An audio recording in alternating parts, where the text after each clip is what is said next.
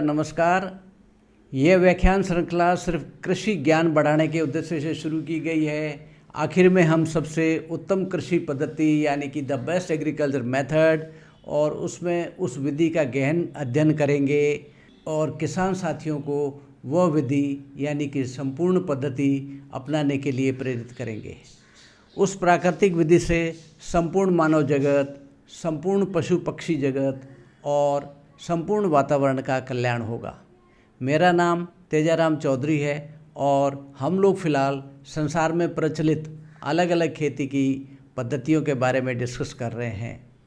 आज खेती की जिस अगली पद्धति के बारे में बात करने जा रहे हैं वह है मिक्स्ड फार्मिंग, मिश्रित खेती। मिश्रित खेती का मतलब है, मिश्रित खेती एक ऐसी प्रणाली है जिसमें फसल उत्पादन और पशुपालन को एक ही खेत में संयोजित किया जाता है। किसान एक ही समय में फसल उगाता है और पशुपालन भी करता है, जिससे पौधों और पशुओं के बीच में पारस्परिक लाभ स्थापित होता है। मिश्रित खेती एक प्रणाली है जो भूमि संसाधनों और श्रम के उपयोग को अधिकतम प्रयोग में लेती है। मुख्य विशेषताएं इसकी यह है, फसल और पशुपालन का मिश्रण। इस प्रणाली में फसल और पशु दोनों एक ही भूमि पर पाले जाते हैं और एक ही उपज या अपशिष्ट अक्सर एक दूसरे के लिए लाभकारी होते हैं। उदाहरण के तौर पर पशुओं का गोबर फसल के लिए उर्वरक का काम करता है। फसल के अवशेष जैसे भूसी या भूसे पशुओं के चारे में काम आते हैं। दूसरा है संसाधनों का कुशल उपयोग। फसल और पशुपालन का संयोजन भूमि, जल और श्रम के कुशल उपयोग को सुनिश्चित करता है। एक प्रणाली का अपशिष्ट दूसरी प्रणाली में पुनः उपयोग किया जाता है, जिससे बाहरी इनपुट जैसे उर्वरक और चारे की आवश्यकता कम हो जाती है। तीसरा है विविध आय। मिश्रित खेती किसानों को कई आय स्रोत प्रदान करती है। फसल बिक्री और पशु उत्पादन जैसे दूध, अंडे, ऊन या मांस से आय होती है। इससे मूल्य में उतार चढ़ाव या फसल नुकसान का आर्थिक जोखिम कम हो जाता है। चौथा है संतुलित पोषक चक्रण। पशु अपशिष्ट मिट्टी के पोषक तत्वों को पुनः भरता है। फसल अवशेष पर पशु चराई से तो उसके अवशेष हैं, उसके चराई का काम आता है। फसल चक्रीकरण मिट्टी की संरचना सुधारता है और कीट नियंत्रण में मदद करता है। पांचवा है सतत कृषि अभ्यास। फसल और पशुओं की परस्पर निर्भरता से रासायनिक इनपुट की आवश्यकता कम होती है, मिट्टी का स्वास्थ्य बेहतर होता है और जल का उपयोग अधिक प्रभावी बनता है।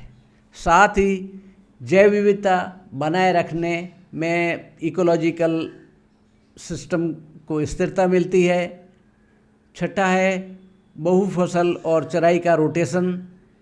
मिश्रित खेती में अक्सर कई प्रकार की फसलें उगाई जाती है ताकि भूमि से अधिकतम उपज प्राप्त की जा सके।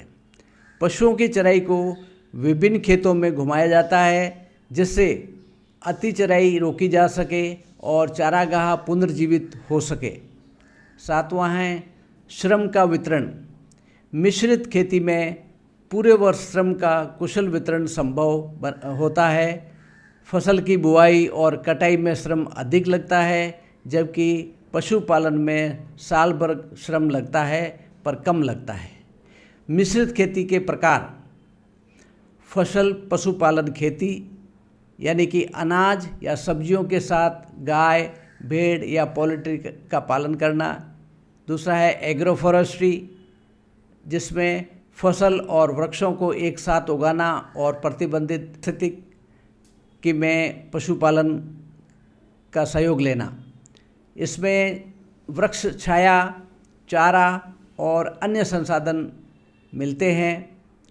एक्वाकल्चर पशुपालन एकीकरण ये अगली विशेषता है, जिसमें मछली पालन को फसल और पशुपालन के साथ जोड़ा जाता है। पशु गोबर तालाबों की उर्वरता के लिए इस्तेमाल होता है।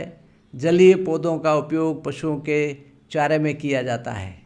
इसके लाभ है जोखिम प्रबंधन, यानी यदि फसल विफल हो जाए तो किसान के पास पशु उत्पादनों से आय बनी रहती है। मिट्टी की उर्वरता में सुधार। पशु गोबर मिट्टी की संरचना और पोषक तत्व सुधारने में मदद करते हैं और रासायनिक उर्वरक की आवश्यकता कम करते हैं। अपशिष्ट पुनर्चक्रण। फसल और पशु अपशिष्ट प्रणाली में पुनः उपयोग किए जा सकते हैं, जिससे खेती अधिकतम सतत और टिकाऊ बनती है। खाद्य सुरक्षा।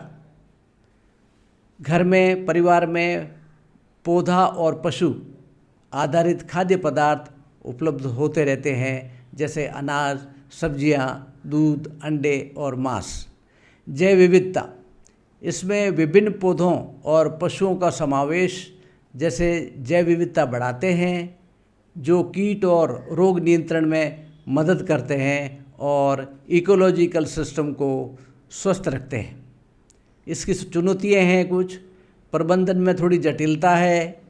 किसानों को फसल और पशुपालन दोनों का ज्ञान होना जरूरी है। श्रम गहन, थोड़ा ज़्यादा मेहनत करना पड़ता है। संयुक्त प्रबंधन अधिक श्रम मांगता है। भूमि की आवश्यकता। मिश्रित खेती में अधिक भूमि की आवश्यकता पड़ती है, जो घनी आबादी वाले क्षेत्रों में हमेशा संभव नहीं होता।